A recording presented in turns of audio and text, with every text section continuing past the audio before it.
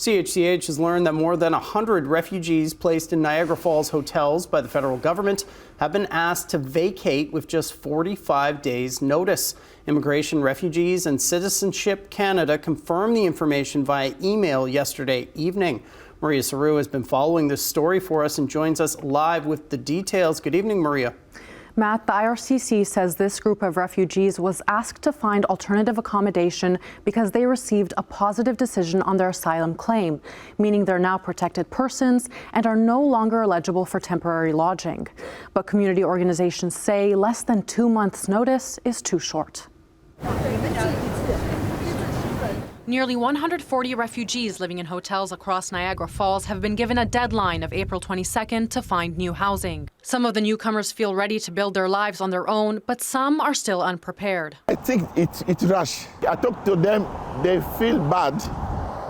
If they have children, they feel bad. The IRCC says refugee claimants are expected to look for permanent housing while they're being accommodated, and that their staff, along with other providers, are working closely with refugees to help them. But what happens after the April 22nd deadline is unclear. If the 22nd arrive and they didn't find nothing, what's going to happen? When you ask that question to IRCC, no answer. Immigration lawyers say it depends on what category of refugee they fall under. If they are not government-assisted refugees, if these people came to Canada of their own volition, seeking asylum and, went through their legal proceedings, then the federal government arguably doesn't owe them a legal obligation to provide them with anything above and beyond what other people in the province of Ontario would be entitled to. The department says cities receive funding through the Interim Housing Assistance Program to address pressures from a surge of asylum claimants. Niagara Falls Mayor Jim Giudice was not available for an on-the-record interview today, but a spokesperson said the city hasn't received any additional funding from the federal government yet to help address this issue. The IRCC says it's in the process of issuing a payment of $912,000 to the region of Niagara. Some of the refugees have also been asked to move to other hotels now while they look for more long-term accommodation, a move advocates say is another disruption. Pastor Wally Hong, who works with refugees, suspects some hotels have opted out of their contracts with the IRCC because spring has arrived. Many of them are under far greater stress than I've seen them before.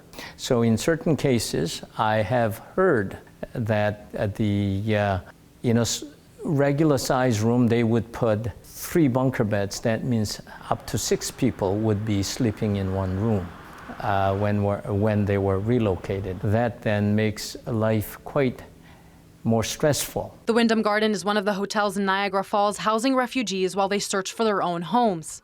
Insiders speaking anonymously told CHCH the hotel is so full it hasn't accepted new bookings for a year, with reports families who booked rooms for the upcoming eclipse have had their reservations abruptly cancelled. Figures released from the IRCC earlier this week show the federal government has spent close to $115 million housing asylum seekers at hotels in Niagara Falls over the last year. Nearly 5,000 asylum seekers were sent to hotels between February 1st, 2023 to 2024.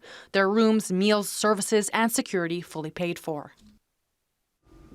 Most of the asylum seekers sent to hotels in Niagara Falls were from Nigeria, Kenya, Colombia, Venezuela, and Turkey. In an email to CHCH, the IRCC shared a breakdown of the number of hotel rooms leased across Ontario as of March 25th. Niagara Falls has the most leases, with 1,367 rooms at 6 hotels, followed by Mississauga with 560 rooms at 7 hotels, then Windsor with 414 rooms at 2 hotels. We'll continue to follow this story, Matt, and update our viewers as new information comes in. Back to you.